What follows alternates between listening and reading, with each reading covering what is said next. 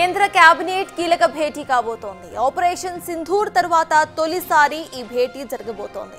అంతకు ముందే జరగడానికంటే ముందు ఇటు కేంద్ర భద్రతా వ్యవహారాల కేబినెట్ భేటీ కాబోతోంది. నిజానికి సిసిఎస్ భేటీ అనేది చాలా అరుదుగా జరుగుతూ ఉంటుంది. కానీ పహల్గామ్ ఉగ్రదాడి తరువాత రోజుల వ్యవధిలోనే పలుసార్లు భేటీ అయింది సిసిఎస్. ఆపరేషన్ సింధూర్ కు ముందు 2 సార్లు భేటీ అయిన సిసిఎస్ ఈ రోజు మరోసారి భేటీ కాబోతోంది.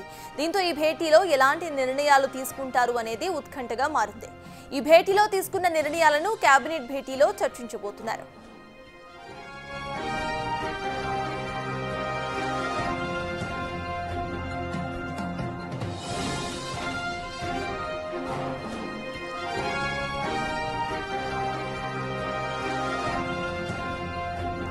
చివరిసారి సిసిఎస్ కేబినెట్ భేటీ అయిన తర్వాతే ఆపరేషన్ సింధూర్ ప్రారంభమైంది.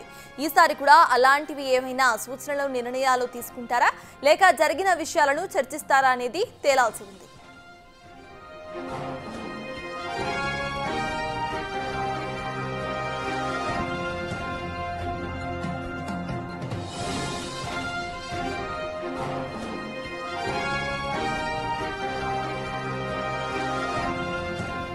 ఇవాళ జరగబోయే సిసిఎస్ కేబినెట్ భేటీకి సంబంధించిన పూర్తి అప్డేట్స్ మా ప్రతినిధి శివ అందించడానికి సిద్ధంగా ఉన్నారు.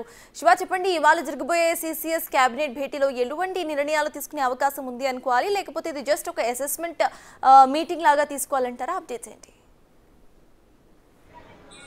రైట్ సతోష్, ప్రధానంగా ప్రతి బుధవారం కేంద్ర కేబినెట్ సమావేశం అనేది జరుగుతూ ఉంటుంది. కానీ ఈ సందర్భంలో ఇప్పుడు ఆపరేషన్ సింధూర్ అయిన తర్వాత ప్రజెంట్ తాజా పరిణామాలపై కూడా కేంద్ర కేబినెట్ లో చర్చించే అవకాశం కనిపిస్తుంది. దానికన్నా ముందు సెంట్రల్ సెక్యూరిటీ కేబినెట్ సంబంధించిన సెక్యూరిటీ సమావేశం అనేది జరగబోతుంది. ఈ సమావేశంలో కూడా పలు కీలక నిర్ణయాలు తీసుకోబోతున్నారు. గతంలో మీరు చెప్పినట్లుగా ఆపరేషన్ సింధూర్ కు ముందు కూడా 2 రోజుల ముందు ఈ సమావేశం జరిగింది. ఈ సమావేశం జరిగిన తర్వాత ఆపరేషన్ సింధూర్ ను 7వ తేదీన కేంద్ర ప్రభుత్వం ఇంప్లిమెంట్ చేసిన తర్వాత 9 ఉగ్రవాద స్థావరాలపై దాడి చేసింది. దానికి ప్రతిగా వారు దాడులు చేయడం, దాని ద్వారా పాకిస్తాన్ ఎక్కువగా నష్టపోయిందని కూడా తాజా పరిణామాలు చూస్తుంటే అర్థమవుతుంది. ఈ నేపథ్యంలో ఇప్పుడు ఆపరేషన్ సింధూర్ కు సంబంధించి 2 దేశాల మధ్య ఆపరేషన్ సింధూర్ కు సంబంధించి ప్రధానంగా కాల్పుల విరమణ ఒప్పందానికి సంబంధించి ఒక అంగీకారం కుదిరింది కాబట్టి దానికి సంబంధించి ప్రధానంగా చర్చించే అవకాశం కనిపిస్తుంది. దాంతో పాటు ఆపరేషన్ సింధూర్ తర్వాత జరిగిన తాజా పరిణామాలు ఎంతమేర భారత్ పైన ఎఫెక్ట్ పడింది, భారత్ ప్రతిగా పాకిస్తాన్ పై దాడి చేయడం ద్వారా పాకిస్తాన్ ఎంతవరకు లాస్ అయిందనే అంశాలపై కూడా ప్రధానంగా ఈ సెంట్రల్ సెక్యూరిటీకి సంబంధించిన కేబినెట్ సెక్యూరిటీ సమావేశంలో చర్చించనున్నారు. దీనితో పాటు ఇక సరిహద్దు భద్రత, సైనిక సన్నద్దత, ప్రజెంట్ సిచ్యువేషన్ ఏ విధంగా ఉంది, సరిహద్దు గ్రామాల ప్రజలు ఎవరైతే ఖాళీ చేసి దూరంగా వెళ్ళిపోయారో వారందరూ కూడా మళ్ళా వారి ప్రాంతాలకు తిరిగి తీసుకురావాలా లేదా కొన్నాళ్లు అదే కంటిన్యూ చేయాలా? ఏదైతే జమ్మూ కాశ్మీర్ లోని పూంచ్ సెక్టర్, రజౌరి, ఆక్నూర్, బారాముల్లా ఈ సెక్టర్లన్నీ ఏవైతే ఉన్నాయో, కుప్వారా గాని, బండిపుర, చౌకీబల్, ట్రెగ్బిల్ ప్రాంతాల్లో నివసించే ప్రాంతాల ప్రజలు ఎవరైతే ఉన్నారు వారి మీద ఎఫెక్ట్ అనేది ఎక్కువగా పడింది.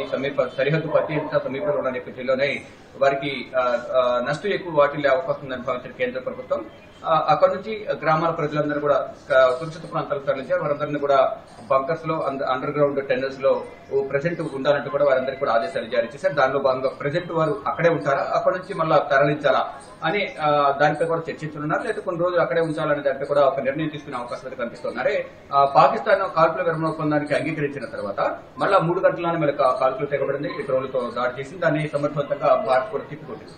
అయితే మళ్ళా ఏమైనా పాకిస్తాన్ ఆ దశగా ఏమైనా నిర్ణయాలు తీసుకుంటుందా ఏంటి అనే దానిపై కూడా కొంత చర్చలు జరిగే అవకాశం అయితే కనిపిస్తుంది. కానీ ఏదైతే 2 దేశాలకు సంబంధించిన డీజీఎంఓల స్థాయిలో, అంటే డైరెక్టర్ జనరల్ మిలిటరీ ఆపరేషన్ సంబంధించిన 2 దేశాలకు సంబంధించిన సైనిక అధికారుల స్థాయి సమావేశం జరిగింది. తాత్కాలిక కాల్పుల విరమణ ఒప్పందానికి ఇద్దరు అంగీకరించారు.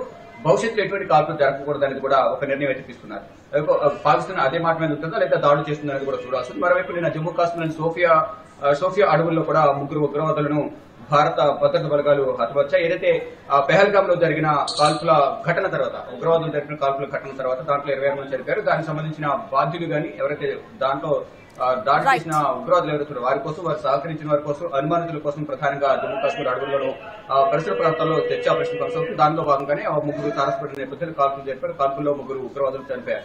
ఇక దానికి సంబంధించి మరోవైపు సైనిక సన్నద్దత, మరోవైపు సరిహద్దు భద్రత అనే అంశాలపై ప్రధానంగా ఇటు సెంట్రల్ సెక్యూరిటీ కేబినెట్ సమావేశంలో చర్చిస్తారు. దాని తర్వాత కేంద్ర కేబినెట్ సమావేశం కూడా జరగబోతుంది. దానికి సంబంధించి ప్రధానంగా దాంట్లో కొన్ని ఆర్థిక కేటాయింపులు కానీ, రాష్ట్రాలకు సంబంధించి నిధుల కేటాయింపుకు సంబంధించి ప్రధానంగా దాంట్లో కూడా చర్చించే అవకాశం ఉంది. ప్రధానంగా చూసుకుంటే ఆపరేషన్ సింధూర్కు ముందు కూడా ఈ సమావేశం జరిగిన నేపథ్యంలో ఇప్పుడు కూడా మన సమావేశాలు జరుగుతున్నాయి. ఏమైనా ప్రత్యేక వ్యూహం ఏమనుందా, ఇటువంటి ప్రత్యేక నిర్ణయాలు తీసుకునే అవకాశం ఉందనే దానిపై మాత్రం ఉత్కంఠ కొనసాగుతుంది. Thank you Shiva.